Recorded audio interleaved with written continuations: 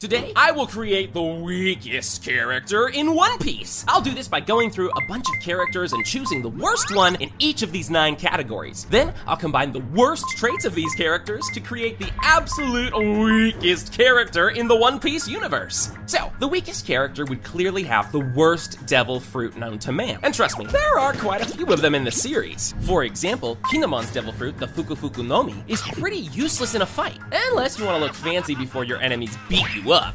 Then there's the jacket fruit, which lets people wear you like a jacket, and in return, you can take over their body. This sounds cool, but actually you can't make anyone wear you, which makes this fruit pretty bad. But even worse than that is the human fruit that Chopper ate, which turned him into a human reindeer. According to Oda, the creator of One Piece, if someone who is already a human ate this fruit, absolutely nothing would happen. That person would also lose the ability to swim, which makes this fruit even worse than having no fruit at all. Even so, what if I told you there's one devil fruit even worse than that? You see, although smile fruits aren't so bad in general and can be strong, there's a 90% chance that when you eat one, you get no power at all. But what really makes these the worst devil fruits is that the person who eats them gets cursed with a disease that stops them from showing negative emotions. This forces them to smile or laugh no matter what for the rest of their lives. Some smile users even end up with an animal growing out of their body. Yeah, a lion's face sticking out of my stomach while I can't stop laughing is just what I need to conquer the Grand Line. So yeah, a messed up smile fruit is a perfect fit for our character.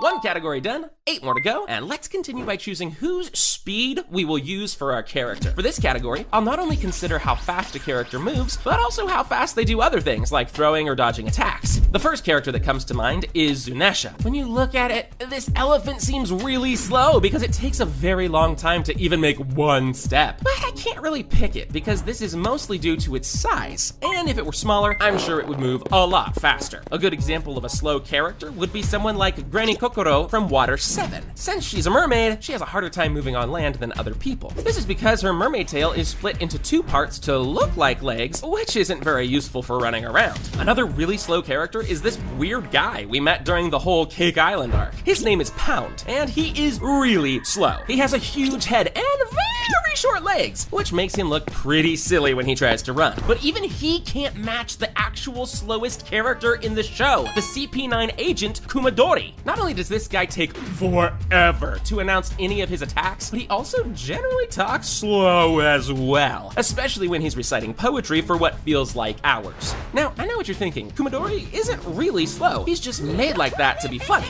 And even though that may be true, his slowness was a big reason in him losing a fight against the Straw Hats. I mean, the guy got locked in the fridge and was too slow to escape, even when Chopper actually opened the door for him. All in all, his speed is just ridiculous and is perfect for the worst character in One Piece. Okay, our character is already pretty weak, but let's make him even worse by choosing how dumb he'll be. When it comes to brains, Luffy seems like an obvious pick. He's managed to get himself stuck between buildings, didn't realize he'd gotten eaten by a giant snake, thought Chopper was food many times, asked a zombie tree to join his crew, forgot to subscribe to the channel. Okay, maybe not that last one. Nobody's that dumb, right? Anyway, even with all of that, Luffy is also a fighting genius and surprisingly smart at times, which is why we can't use his intelligence for our character. Another good pick is Edward Weevil, who we can all agree isn't the sharpest character in the show. The guy has no clue what's happening around him and can barely make a sentence without his mom helping him out. He can't make any choices on his own and just does whatever his mom tells him to.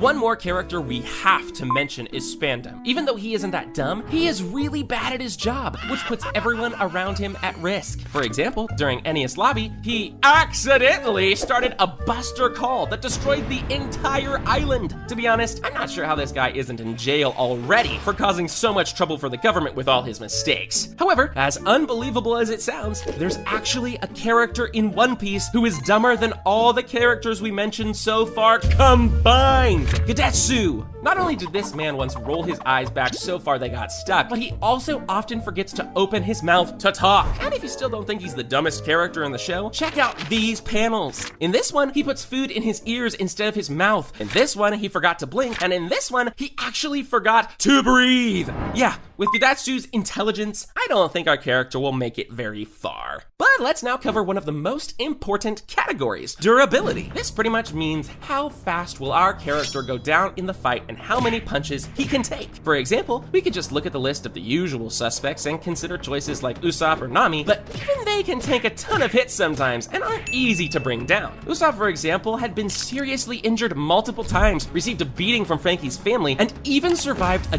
devastating bone-crushing headbutt from Ulti. It's clear that for this character, we need someone significantly less durable than Usopp. Someone like pre-timeskip Buggy would be an interesting choice. However, despite how weak he isn't the easiest guy to bring down either and can take a few punches if needed. But someone who is way less durable than Buggy is definitely 𝐥𝐤𝐤𝐬𝐤𝐤𝐤. You probably don't even remember this guy because he is super unimportant, but he was one of the bandits from Alabasta who tried to kidnap Vivi when she was a kid. So what makes this guy so fragile? Well, he's the only character in the show I can think of that got knocked out by an actual kid. No special abilities were involved either. It was just a regular kid with a bat. And although it sounds impossible, I actually did find a character with even worse durability than this. An officer of the Don Quixote pirates, Sugar. You might be wondering why her, but it's simple. Throughout the entire arc, she had to be constantly protected by the other officers and couldn't defend herself at all. However, more importantly, she is so fragile that Usopp managed to knock her out simply by making this ridiculous face without ever throwing a single punch. Yeah, I think her durability is exactly what our character needs. There are still 5 more categories left to cover, and let's continue by choosing how physically strong our character will be. When it comes to the physically weakest characters in the show, we of course have to mention the celestial dragons. For example, St. Charlos is a total weakling who can't do anything on his own. He just waves his gun around and tells people to do things for him. But even weaker than the celestial dragons would be someone like Kaya from Syrup Village. Everyone described her as really weak and frail, which is pretty obvious since she can barely stand by herself. To be fair though, she was secretly poisoned by Captain Kuro while he worked in the mansion, which definitely contributed to her frail status. Now, we could also take the strength of a child for our character. Someone like Chimney or the kids from Usopp's village are obviously very weak,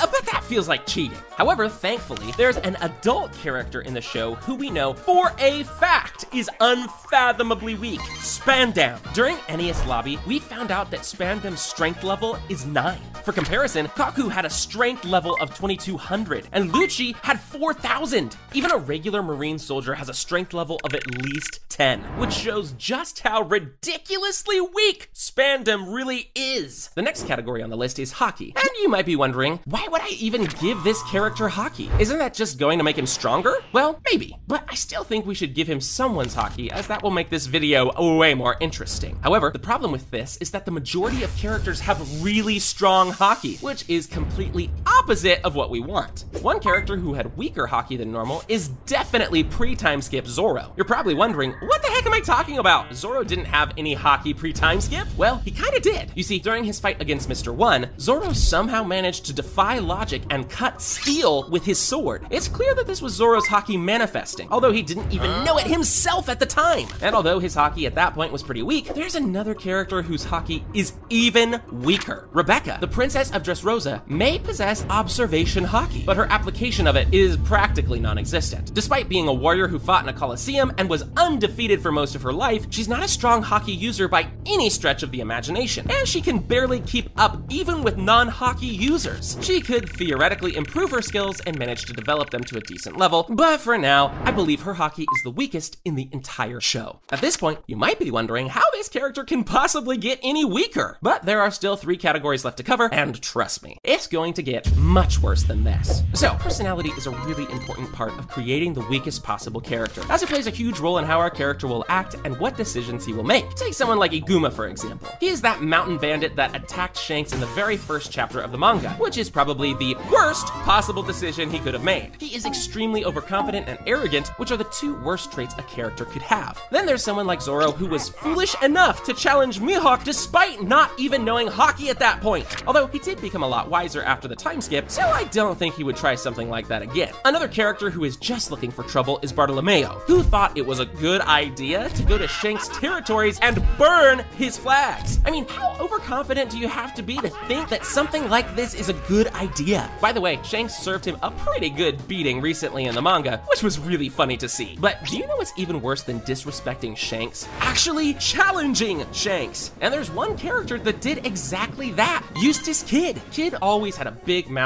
and would fight anyone he wanted, even though that person was obviously way stronger than him. I mean, just look at the decisions he made throughout the show. He first thought it was a good idea to attack Shanks during the time skip, which cost him his arm. He then thought he could beat Kaido and become an emperor, which led to him being nearly killed and sent to prison. And even after all that, this guy decided to again attack Shanks, which led to his entire crew being destroyed. You can't make this up. This guy is the worst decision maker in anime history, which is exactly the type of thinking our character needs. Before we choose which weapon to give this character, which is possibly the most fun part of this video, by the way, let's first quickly choose his race. You see, humans are pretty fragile and don't really possess strong bodies, which would make them a solid pick for our character. However, as we are trying to make the weakest possible character, I think we should keep looking. Another race that comes to mind are dwarves, mostly because of their small size. However, one problem with this is that the dwarves are known to be incredibly strong, able to lift entire buildings on their own. They are also pretty fast, with one of them even being able to snatch Zoro's sword without him noticing. Two more races that I need to at least mention are Torino and 𝐸𝐵ito. Torino is the race of the very short people who are mostly researching medicine, while 𝐸𝐸𝐵ito is the weird race of humanoid mushrooms. Now, although both of these are pretty bad, there's actually a race even